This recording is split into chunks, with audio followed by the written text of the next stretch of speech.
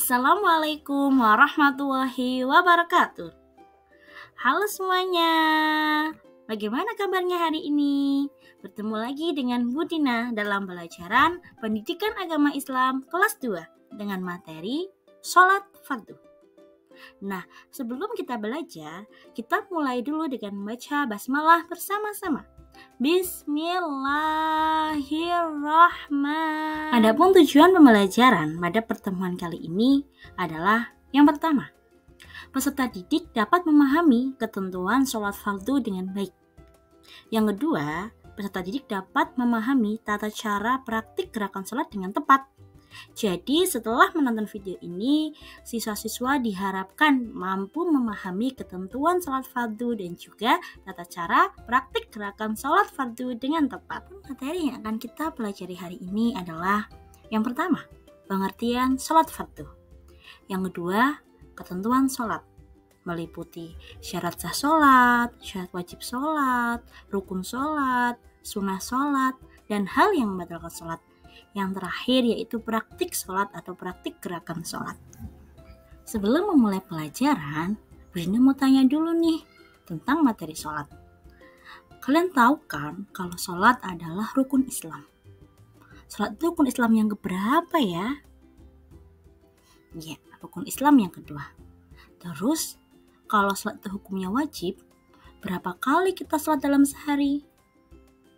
Iya, betul, 5 kali. Kita sholat 5 kali sehari. Terus Bina tanya lagi, apa hukumnya sholat? Dan bagaimana jika kita tidak sholat? Sholat itu hukumnya wajib, betul. Jika kita tidak sholat, tentu kita akan mendapatkan dosa. Benar sekali. Oke, saatnya kita akan belajar tentang sholat fardu. Apa itu sholat? Sholat adalah gerakan dan bacaan yang dimulai dengan takbiratul ihram dan diakhiri dengan salam. Sholat termasuk rukun Islam yang kedua, dan sholat juga termasuk tiang agama.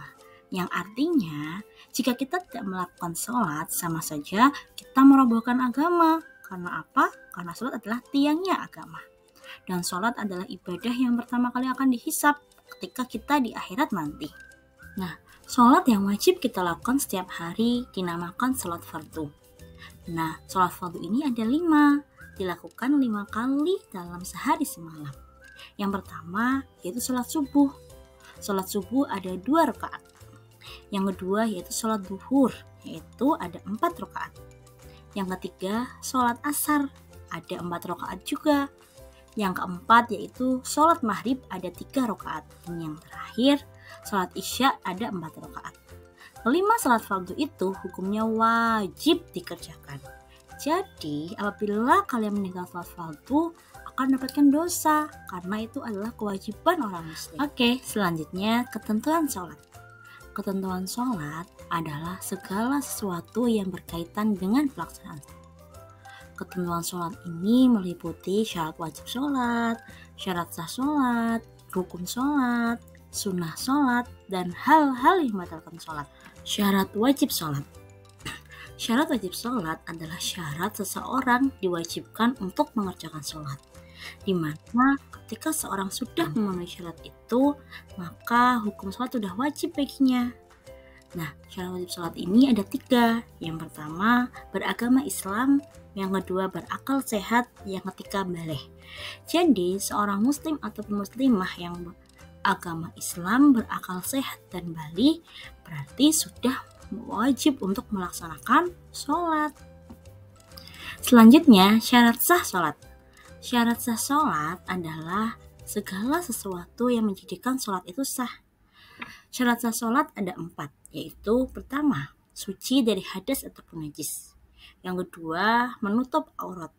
Yang ketiga, sudah masuk waktu sholat. Yang keempat, menghadap kiblat.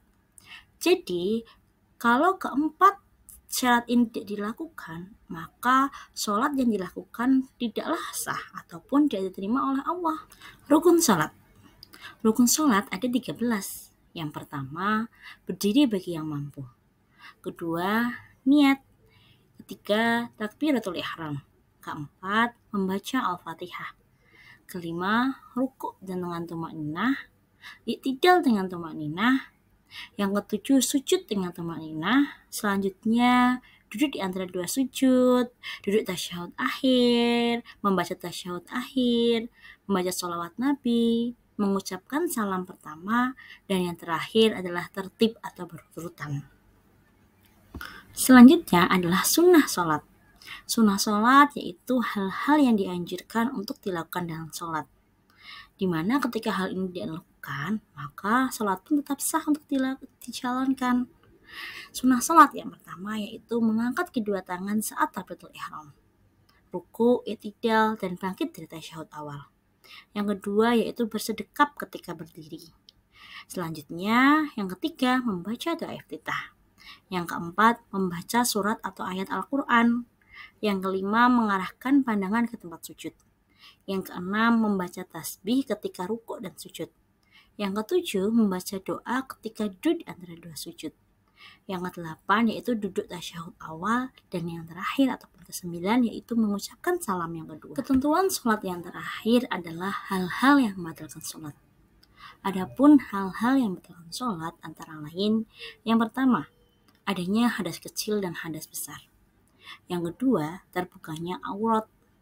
Yang ketiga makan atau minum ketika sholat. Yang keempat berbicara ataupun bersuara selain bacaan sholat. Selanjutnya, yang kelima yaitu banyak bergerak dengan sengaja. Keenam, menambah gerakan sholat. Dan yang ketujuh, meninggalkan salah satu rukun sholat. Serta yang terakhir yaitu mendahului imam sebanyak 2 rukun.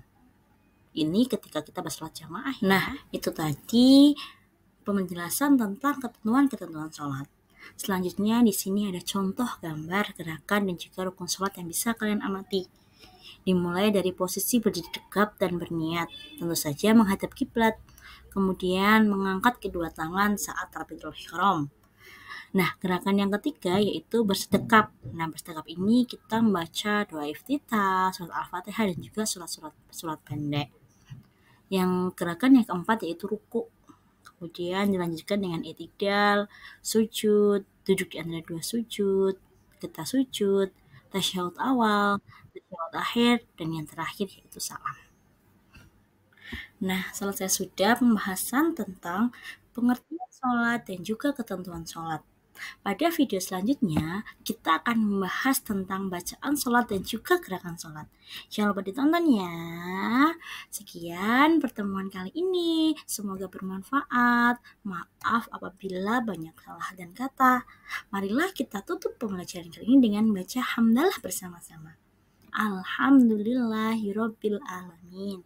Cukup sekian dari Bu Dina. Terima kasih dan sampai jumpa. Wassalamualaikum warahmatullahi wabarakatuh.